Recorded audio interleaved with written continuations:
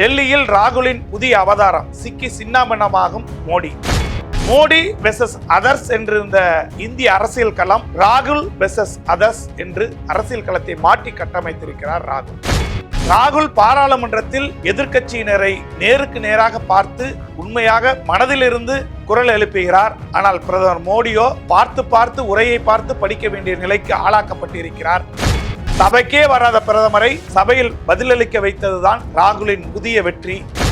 55 தொகுதிகளில் வெற்றி பெற்றிருந்த காங்கிரஸ் இப்பொழுது 99 தொகுதியில் வெற்றி பெற்றிருந்தாலுமே கூட உண்மையான வெற்றி என்பது காங்கிரஸ் கட்சிக்கு தான் என்ற ராகுலும், இல்லை நாங்கள் தான் என்று உண்மையை மறைத்து பேசுவதில் மோடியும் சவாலுக்கு சவாலாக டெல்லி களத்தை மாற்றியிருக்கிறார்கள். இது பற்றி இன்று டெல்லியில் ராகுலின் புதிய அவதாரமும் சிக்கி சின்னாபன்னமாகிக் கொண்டிருக்கும் மோடியின் இமேஜும் என்னும் தலைப்பில் இன்றைய கிங் வாய்ஸில் விரிவாக பார்க்கலாம். பாருங்கள். நம்ம நாமக்கல் தங்கம் கேன்சர் சென்டர்ல ரோபோட்டிக் மூலமா அதிநவீன புற்றுநோய் அறுவை சிகிச்சை செய்யறதுனால நம்ம கிட்னியை இழக்க வேண்டியதில்லை, கிட்னியும் பாதுகாப்பா இருக்கும். தங்கம் ஹாஸ்பிட்டல், நாமக்கல். டெல்லியில் ராகுலின் புதிய அவதாரம், சிக்கி சின்னாபின்னமாகி கொண்டிருக்கக்கூடிய பிரதமர் மோடி. பாஜகவை நாராக கிழித்து மோடியை திணறடித்த ராகுலின் புதிய திட்டங்கள். கடந்த நாடாளுமன்ற கூட்டத்தொடர்களில் அவைக்கே வராமல் இருந்த மோடி இப்பொழுது ராகுலின் பேச்சை கேட்க வேண்டிய நிலைக்கு ஆட்பட்டிருக்கிறார். ராகுலுக்கு பதில் கூற வேண்டிய இடத்திற்கு தள்ளியிருக்கிறார். இதுதான் ராகுலின் சாதனை. கடந்த நாடாளுமன்ற தேர்தலில் காங்கிரஸ் கட்சி 55 இடங்களை பிடித்திருந்தது. இந்த முறை 99 இடங்களை பிடித்திருக்கிறது. அதாவது 90% வாக்காளர்களையும் அதிக இடங்களையும் பிடித்திருக்கிறது. இது காங்கிரசின் அபரீதமான வளர்ச்சி. ஆனால் பிரதமர் மோடி தலைமையிலான பாஜகவோ கடந்த முறையை விட தப்பித்தோம் பிழைத்தோம் என ஜெயித்திருக்கிறது.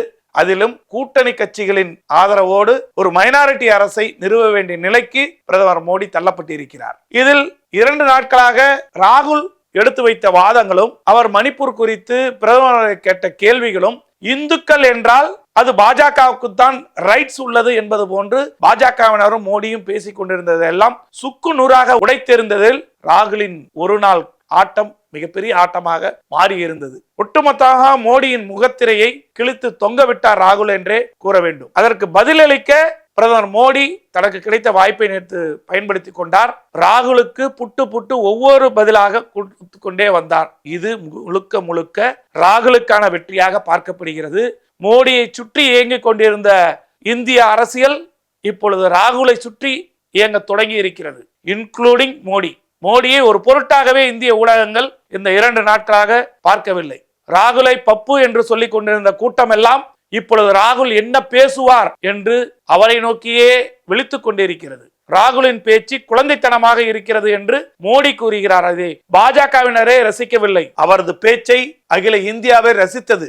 ஆனால் மோடி பேசியது புத்தகத்தை பார்த்து நோட்டில் எழுதி வைத்ததை கீழே பார்த்து பேசினார். ஆனால் பாராளுமன்றத்தில் ராகுல் எதிரியின் கண்ணை நேருக்கு நேராக பார்த்து குரல் எழுப்பி மோடியை திணறடித்து வைத்தார். அமித்ஷாவை திக்குமுக்காட வைத்தார். இது ராகுலின் அபரீதமான புதிய அவதாரம். நாடாளுமன்றம் இதுவரை கண்டிராத எழுச்சிமிகு எதிர்க்கட்சி தலைவரை காண்கிறது என்றால் அதற்கு ராகுல் காந்தியின் அதிரடியான பேச்சுகளும் நடவடிக்கைகளும் தான் காரணம். பிரதமராக வேண்டியவர் எதிர்க்கட்சி தலைவராக விளாசுகிறார் என்று இந்தியா கூட்டணிக்கு வாக்களித்த மக்கள் பேசுகிறார்கள். இதற்கு காரணம் நாடாளுமன்றத்தில் ராகுல் காந்தி எதிர்க்கட்சி தலைவராக நேற்று முன்தினம் முழங்கிய முழக்கம் பாஜகவினரின் தூக்கத்தை கலைத்துவிட்டது. குடியரசுத் தலைவர் உரைக்கு நன்றி தெரிவிக்கும் தீர்மானம் மீதான விவாதத்தில் பேசிய ராகுல் காந்தி மோடி அரசு மீதான அடுக்கடுக்கான குற்றச்சாட்டுகளை வீசினார். அதில் இடம்பெற்றுள்ள கேள்விகள் தான் மோடி அரசை துளைத்து எடுத்தன.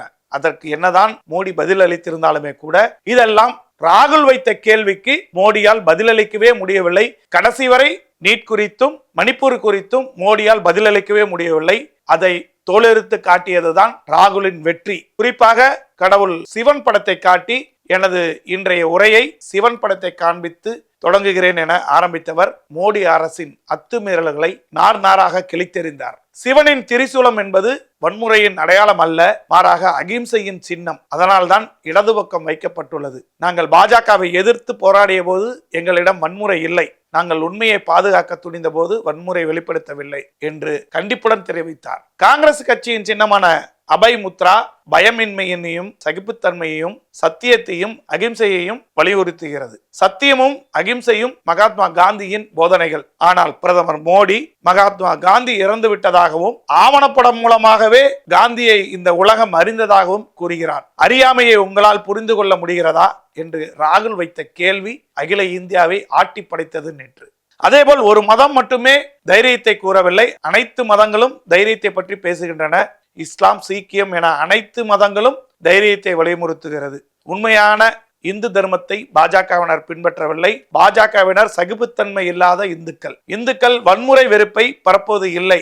ஆனால் தங்களை இந்துக்கள் என்று சொல்லிக் கொள்ளும் பாஜகவினர் வன்முறை வெறுப்பை மட்டுமே பரப்புகின்றனர். பிரதமர் மோடியும் பாஜகவும் மட்டுமே ஒட்டுமொத்தமான இந்துக்கள் கிடையாது. அயோத்தி பற்றி பேச தொடங்கியதும் மைக் அணைக்கப்பட்டது ஏன்? ராமர் பிறந்த அயோத்தியில் பாஜகவுக்கு மக்கள் பாடம் புகட்டி விட்டனர் என்று ராகுல் காட்டமாக பேசினார். இதை சிறிதும் மோடியும் அமித்ஷாவும் எதிர்பார்க்கவில்லை. நேற்று முன்தினம் ராகுலின் இந்த வீர உரையை அவையிலிருந்து கேட்க வேண்டிய அவலத்திற்கு பிரதமர் மோடியும் அமித்ஷாவும் ஆளானார்கள். அவர்களுக்கான இந்த அவலம் இன்னும் 5 ஆண்டு காலம் தொடரப்போகிறது. ராகுலின் நாள்தோறும் எடுக்க போகிற அவதாரம் என்னவென்று தெரியாமல் உறக்கமில்லாமல் கிடைக்கிறார்கள் அமித்ஷாவும் மோடியும் என்றுதான் அனைத்து சமூக ஊடகங்களும் தெரிக்க விட்டு கொண்டிருக்கிறது 2 நாட்களாக. உண்மையான பாஜகவினர் இந்துக்கள் இல்லை என்று கூறிய பேச்சுக்கு பிரதமர் மோடி, உள்துறை அமைச்சர் அமித்ஷா எதிர்ப்பு தெரிவித்தனர். பாஜகவை சேர்ந்த அமைச்சர்களும் எம்பிக்களும் கடும் அமளியில் ஈடுபட்டனர். ராகுல் பேசும் பொழுது இடமறிந்து பேசிய பிரதமர் மோடி இந்துக்களை வன்முறையாளர்களாக சித்தரிப்பதை ஏற்றுக்கொள்ள முடியாது என்று கூறுகிறார். இது ராகுல் பேசியதை திரித்து கூறுவதே பாஜகவினருக்கு ஒரு ரெகுலரான வழக்கமாக இருக்கிறது. ராகுலின் பேச்சுக்கு பாஜக எம்பிக்கள் கடும் கண்டனம் தெரிவித்தாலுமே கூட உத்தரப்பிரதேசத்தில் ராகுலின் உருவபொம்மை எரிக்கப்பட்டிருக்கிறது. ராகுல் காந்தி மனநல ஆலோசனை பெற வேண்டும் என்று பாலிவுட் நடிகையும் பாஜக எம்பியுமான கன்னத்தில் அறை வாங்கிய கங்கனா ரணவத் தெரிவித்திருக்கிறார். இந்துக்களை இழிவுபடுத்திய ராகுல் மன்னிப்பு கேட்க வேண்டும் என்று தமிழக பாஜகவின் தலைவர் அண்ணாமலை கூறியிருக்கிறார். இதையடுத்து எதிர்க்கட்சி தலைவர் ராகுல் காந்தி அவையில் தெரிவித்த சில கருத்துக்கள் அவை குறிப்பிலிருந்து நீக்கப்பட்டுள்ளது.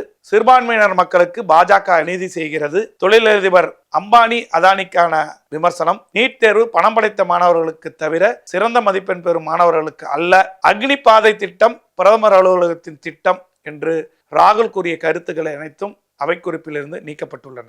இதற்கெல்லாம் காரசாரமாக பிரதமர் மோடி பதிலளிப்பார் என்று பார்த்தால் அவர் இதற்கு பதிலளிக்காமல் காங்கிரஸை கடந்த காலத்தையும் காங்கிரஸ் ஊழல் என்று அழிந்த ரெக்கார்டு போல் தொடர்ந்து அதையே பேசிதான் நேற்று பாராளுமன்ற உரையை முடித்திருக்கிறார் மோடி. அதுவும் பார்த்து பேசியிருக்கிறார். ஆனால் ராகுலோ எதிர்க்கட்சி தலைவர்களை நேருக்கு நேராக கண்ணுக்கு கண்ணாக பார்த்து பேசினார். இதிலிருந்தே ஒரு புதிய தலைவரின் யுக்தி எப்படி இருக்க போகிறது என்பது இந்தியா அறிந்திருக்கிறது. இந்த சூழலில் அவரது சகோதரியும் காங்கிரஸ் கட்சியின் பொதுச் செயலாளருமான பிரியங்கா காந்தி தனது கருத்தை தெரிவித்துள்ளார்.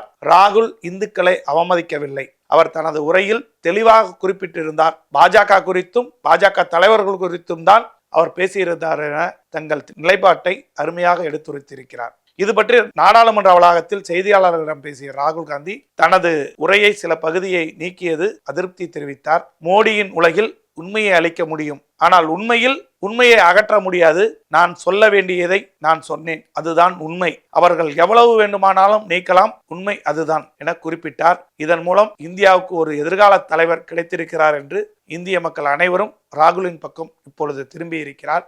ஏன் பிரதமர் மோடியும் அமித்ஷாவுமே ராகுலின் பக்கம் திரும்பி இருக்கிறார்கள் என்பதுதான் நேற்றைய பிரதமர் மோடியின் உரையில் இருந்து நமக்கு வெளிப்படுகிறது. எவ்வளவு எதிர்ப்புகள் வந்தாலும் மோடி அரசு மீதான அத்துமீறல்களை அம்பலப்படுத்துவதும் பாஜகவின் மதவெறியை முறியடிப்பதும் தான் ராகுல் காந்தியின் முக்கிய இலக்காக இருக்கிறது. பாஜகவுக்கு நேரடி போட்டி மட்டுமல்ல, பாஜகவை வீழ்த்த காங்கிரசால் மட்டுமே முடியும் என்ற நம்பிக்கையை நாடு முழுவதும் விதைக்கும் ஆரம்ப கட்ட பணியில் ராகுல் காந்தி வெற்றி பெற்று விட்டார் என்றே ஊடகங்கள் தெரிவிக்கிறது. இன்றைய எதிர்க்கட்சி தலைவர் நாளைய பிரதமர் என்ற கட்டமைப்பை ராகுலுக்காக உருவாக்க வேண்டும் என்று காங்கிரஸ் திட்டமிட்டு செயல்பட்டு வருகிறது.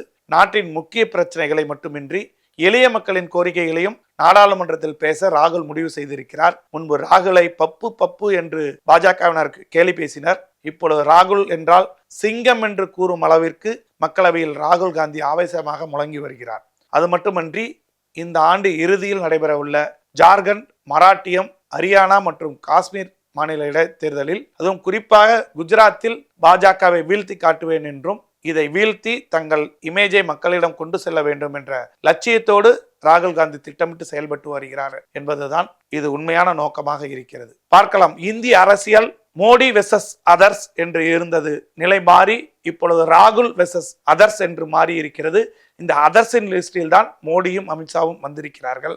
இதை எப்படி மாற்றப் போகிறார்கள், அல்லது மீண்டும் மோடியை எதிர்த்து பேசியதற்காக ராகுலை பாராளுமன்றத்திற்குள் நுழைய விடாமல் செய்ய போகிறதா இந்த மோடி அரசாங்கம், அல்லது இந்த மோடி தலைமையிலான மைனாரிட்டி அரசாங்கம் என்பதை பொறுத்திருந்து பார்க்கலாம். அதுவரை இது போன்ற உடனடி அரசியல் அப்டேட்டுகளை கிங் 316 வாயிலாக காணலாம். இணைந்திருங்கள். நம்ம நாமக்கல் தங்கம் கேன்சர் சென்டர்ல robotic மூலமா அதிநவீன புற்றுநோய் அறுவை சிகிச்சை செய்யறதுனால நம்ம கிட்னியை இழக்க வேண்டியதில்லை. கிட்னியும் பாதுகாப்பா இருக்கும். தங்கம் ஹாஸ்பிட்டல், நாமக்கல்.